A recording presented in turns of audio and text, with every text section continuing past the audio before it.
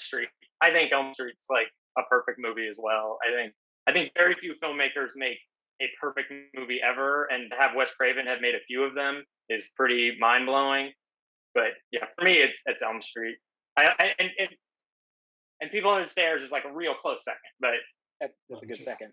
Yeah, yeah, I'm going to agree with Matt on that one. The original Nightmare on Elm Street is just it's bonkers. And again, something that when you watch very young, you have a certain appreciation for, and then you watch again later as an adult, and it affects you in a whole other angle. And that was definitely on the list for me too. And honestly, like in terms of villains go, I think Freddy Krueger is probably one of the most iconic villains ever created in movies. Just even over the last 100 years, even like, just he's fantastic, terrifying, and Yeah, I fun. think People Under the Stairs is really up there for me. I had my first experience with that movie was at a birthday party, and it's so fun to. I mean, he made films for so long that to be able to have had an experience with one of his movies at an age when I wasn't even aware of like filmmaking. I mean, I loved movies, but that movie just affected me on a purely like horror emotional level, and to then go back and rewatch it as an adult with a little bit more of an understanding of how much of a master he was, and to just see the craft at work to pull that movie off. That one is for me is, and it's also horrific in so many ways. Like that movie is a genre mashup in a lot of ways, and again, it works it's bananas. so successfully. And of course, I mean, even like his thrillers, Red Eye. Just rewatch that. Incredible, I love Red Eye. incredible movie. Nonstop, right? Red Eye Yeah. always gets kind of left out of the equation, and it's funny. It's like that's one of those movies that I don't know. I can think of 10 movies in my lifetime that you walk well more than that, but like that you walk out of the theater and you're just like can't shut up about it. Like you're to the car, dinner, whatever you're doing. It's like wow, and then that was so exciting. You're just jolted. And I mean, Red Eye. Fuck, I forgot about that. Yeah, and it's like all of his movies. It grabs you, and it doesn't let go. Like you just are in Yeah. immediately, and the movie sort of has you in its grasp the whole time. It never slows down. It never lets you off the hook. Another fun fact about Red Eye is Kyle Gallner, who's in our movie, is also in Red Eye. I think it starts with Elm Street for like our generation. For us, I know you guys have heard this story a million times, but for me, it was like I remember being a kid, and my friend's older brother had a copy of Elm Street, the original, and just thinking it was like the scariest fucking thing before I'd even seen it. Just knowing what in the box and seeing Craven, which I always thought was synonymous with Freddy Krueger. Like once I saw it, I was like, oh, well, Wes Craven's the scariest guy ever because he's Freddy Krueger.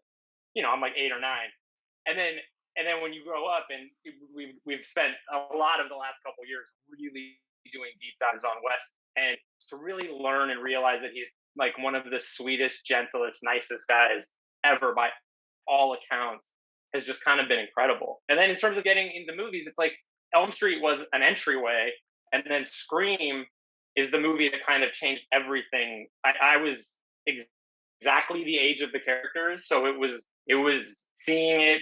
I was a freshman in college. It was truly a game I viewed movies, and it's when I first like started to fall deeply in love with movies. Decided to start studying movies because when I went to college, I wasn't a film major, and then I became a film major shortly after. And Scream is a big part of that. Cool.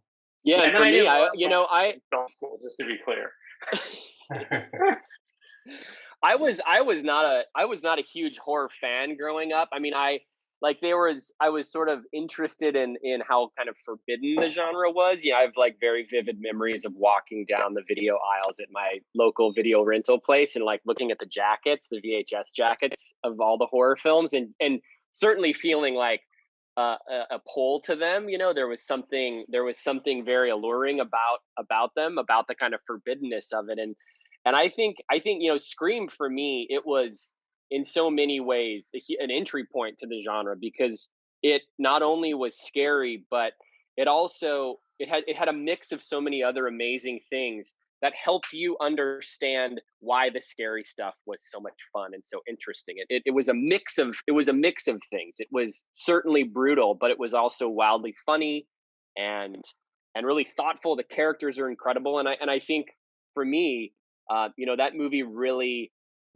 made me, I think, understand just what was possible, not only in the genre but just in filmmaking in general. That you could create an experience that is so diverse and so full of different feelings, and that movie is I think holds up as one of the pinnacles of that. When we were pitching Ready or Not and trying to get Ready or Not made, and we kept hitting a wall with tone because everybody kept asking us, like, well, is it a funny movie or is it a scary movie? We were like, no, it's both. And Scream was one of the, maybe 3 movies that we used to explain that you could do both successfully. Right.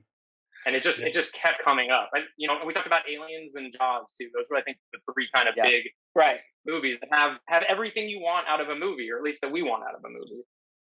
Yeah, no, and I'm sort of similar to that too, because I started watching horror movies way too early, and I got terrified of them because I had friends that had older brothers and sisters that were in high school, and I was still in middle school or elementary school, and they're showing us Poltergeist and Evil Dead way too early, so I was terrified of horror for a little bit. So then I started leaning into the action and adventure type of space, and then in college got into like literature and things like that, and was reading Agatha Christie novels and mystery novels. And then when I watched Scream, just after my first year in college, I was like, oh wow, this is not only horror, but the mystery element of it all was so masterfully woven into the DNA of the story. And all through college, then we had that VHS tape basically on loop in my college apartment. It was just always on when we just always had it on. That and Empire Records for a different reason. I don't know why. Those were the 2 that stuck around, but those were the 2.